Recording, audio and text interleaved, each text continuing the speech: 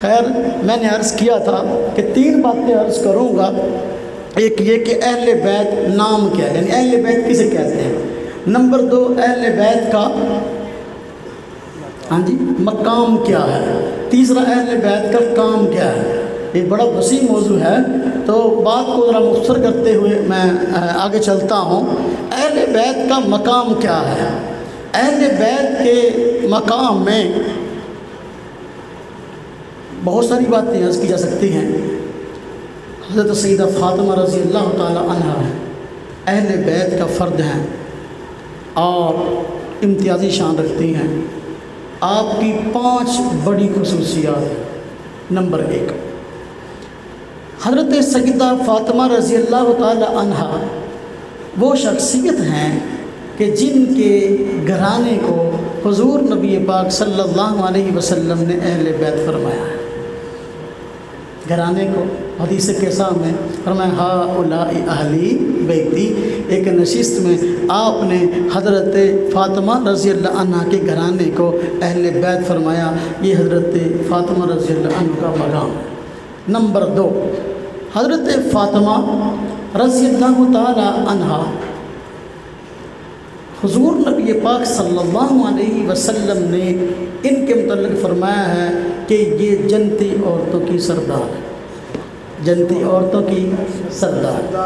تیسری فضیلت یا خصوصیت کہہ لیں اس کو، آپ نے حضور نبی پاک صلی اللہ علیہ وسلم اگر مجلس میں بیٹھے ہوتے، حضرت سیدہ فاطمہ رضی اللہ تعالی عنہ تشریف لے آتی تو آپ صلی اللہ علیہ وسلم اکرام کے لیے، عزت دینے کے لیے کھڑے ہو جاتے، اور حضرت فاطمہ رضی اللہ تعالی عنہ کا بعض روایت میں آتا ہے بوسہ بھی لیتے اور اپنی جگہ پر اجازت بٹھا بھی دیتے۔ یہ بیٹی کا مقام۔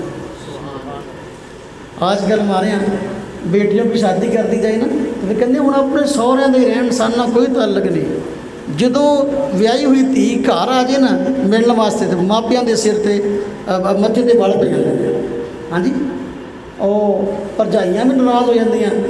ہاں جی، تے بھرا بھی پریشان ہو جاندے بہن کیوں آ گئی ہے۔ میری بھائی اور میرے دوستوں، بہنوں کا آنا باعث رحمت ہے۔ حضور نبی بیٹیوں کا آنا باعث رحمت ہے۔ حضور نبی پاک صلی اللہ علیہ وسلم خوش ہو جایا کرتے تھے اور مرحبا کہتے تھے۔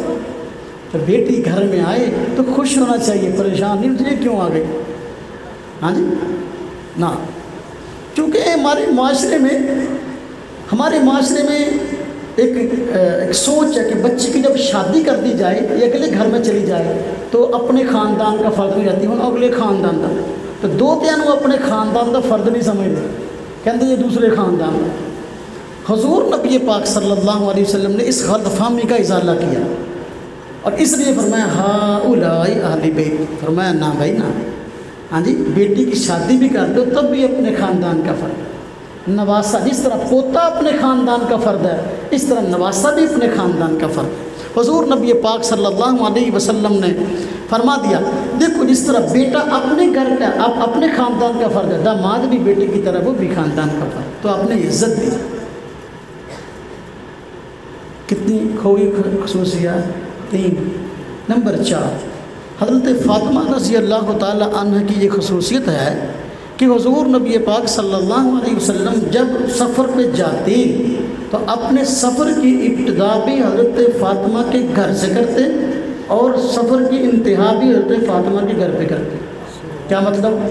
یعنی جب سفر پہ جانے لگتے تو آپ صلی اللہ علیہ وسلم سب سے آخر میں جس شخصیت کو ملتے وہ حضرت فاطمہ رضی اللہ عنہ ہوتی۔ سب سے بعد ان سے مل کے پھر آپ اپنے سفر پہ روانہ ہو جاتے۔ جب آپ سفر سے واپس آتے تو سفر سے واپس آنے کے بعد سب سے پہلے جس شخصیت کو ملتے وہ حضرت فاطمہ رضی اللہ تعالیٰ عنہ تھی۔ کتنی خصوصیات ہو گئی؟ 4۔ نمبر 5، پانچویں خصوصیت آپ کی یہ کہ حضرت فاطمہ رضی اللہ تعالی عنہ یہ حضور نبی پاک صلی اللہ علیہ وسلم کی رازدار ہے۔ راز کی باتیں حضور نبی پاک صلی اللہ علیہ وسلم حضرت فاطمہ کو بتایا کرتے تھے۔ اس قسم کا ایک واقعہ مرض وفات میں بھی آتا ہے کہ جب آپ صلی اللہ علیہ وسلم بیمار ہو گئے تو حضرت سیدہ فاطمہ رضی اللہ تعالی عنہ تشریف لائیں تو آپ نے حالانکہ آپ صلی اللہ علیہ وسلم کی ازواج یعنی بیویاں بھی بیٹھی تھیں امہات المومنین، آپ نے فاطمہ کو بلایا، اپنے قریب کیا اور ان کے کان میں کوئی بات کہی۔ جب ان کے کان میں کوئی بات کہی تو وہ رونے لگی۔ تو آپ نے پھر فرمایا کان قریب کرو، پھر کان میں کوئی بات کہی تو وہ ہنسنے لگی۔ اب یہ راز کی بات تھی۔ اب ام المومنین سیدہ عائشہ صدیقہ رضی اللہ عنہا کا جاسوس تو اوروں کو بھی ہوا، لیکن وہ حضرت سیدہ عائشہ صدیقہ رضی اللہ عنہ خاص طور پہ بہت زیادہ جو ہے وہ معلومات کی عادی تھی۔ اس لیے آپ نے حضرت فاطمہ سے پوچھا کہ حضور نے آپ کے کان میں کیا کہا، کہ آپ پہلی مرتبہ کچھ کہا تو آپ رونے لگی، دوسری مرتبہ فرمایا تو آپ ہنسنے لگی۔ فرمایا کہ ایک راز ہے، اگر حضور نبی پاک صلی اللہ علیہ وسلم نے یہ بات سب کو بتانی ہوتی تو آپ کو حضرات بھی بیٹھی تھیں تو ویسے ہی فرما دیتے، تو جو مجھے بھی بلا کر کان میں کہی تو اس کا مطلب یہ آپ جو راز بتانا چاہتے تھے، تو یہ راز ہم راز کیسے افشا کروں؟ ہر فاطمہ نے اپنی مجبوری بیان کر دی۔ لیکن جب حضور نبی پاک صلی اللہ علیہ وسلم کا انتقال ہو گیا تو اب ام المومنین حضرت عائشہ صدیقہ رضی اللہ عنہا نے پوچھ لیا، میں اب تو راز نہیں ہے نا، اب بتا دو۔ فرمایا ہاں اب بتا دیتی ہوں کہ حضور نبی پاک صلی اللہ علیہ وسلم نے فرمایا کان قریب کرو، مجھے فرمایا کہ میں بیمار ہوں اور اسی بیماری میں ان قریب فوت ہو جاؤں گا۔ تو اس کو سن کر میں رونے لگی، مجھے دکھ ہوا، پریشانی ہوئی۔ تو پھر آپ صلی اللہ علیہ وسلم نے فرمایا کان قریب کرو، تو میں نے کان قریب کیے تو آپ نے فرمایا کہ فاطمہ، دو طرح کی روایتیں آتی ہیں، اس میں دونوں باتیں فرمائی ہوں۔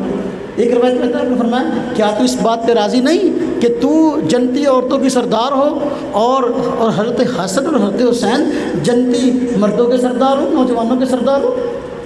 ایک روایت میں آتا ہے کہ آپ نے فرمایا کہ اے فاطمہ، سب سے پہلے میرے دنیا سے جانے کے بعد جو مجھ سے ملے گا وہ تو ہوگی۔ تو فضل وہاں ہنسنے لگی کہ حضور کے بعد کیا جینا، تو لہذا یہ بات آپ صلی اللہ علیہ وسلم نے فرمائی تھی، چونکہ اب آپ فوت کے براز نہیں ہیں تو آپ نے بتا دیا۔ تو یہی وجہ کہ حضور نبی پاک صلی اللہ علیہ وسلم کے انتقال کے 6 ماہ بعد حضرت سیدہ فاطمہ الزہرا رضی اللہ عنہا کا بھی انتقال ہو گیا۔ ہاں جی، آپ کا شعر بھی ہے نا اس طرح کا، میں عموماً شعر کہتا نہیں ہوں، نہ میری شعر عادت ہے، میں نے کئی کتابیں لکھی ہیں، کسی کتاب میں عموماً شعر میں قائل نہیں ہوں، یعنی میرا مزاج نہیں ہے شعر و شاعری کا، نا میں شعر نہیں کہتا، نہ بیان میں نہ کتاب میں کہیں لکھا میں نے شعر، وہ اللہ ماشاء اللہ کہیں لکھا ہو۔ تو حضرت فاطمہ رضی اللہ عنہ نے شعر میں اپنی کیفیت کو بیان کیا جب حضور نبی پاک صلی اللہ علیہ وسلم فوت ہو گئے۔ ہاں جی، فرمایا کہ جس کا ترجمہ یہ ہے کہ حضور نبی پاک صلی اللہ علیہ وسلم کے انتقال کے بعد میرے اوپر ایسی مصیبتیں آن پڑیں کہ اگر ایسی مصیبتیں دن پر آ جاتی تو وہ بھی رات ہو جاتی۔ تو حضرت فاطمہ رضی اللہ عنہ کی 5 خصوصیات ہیں۔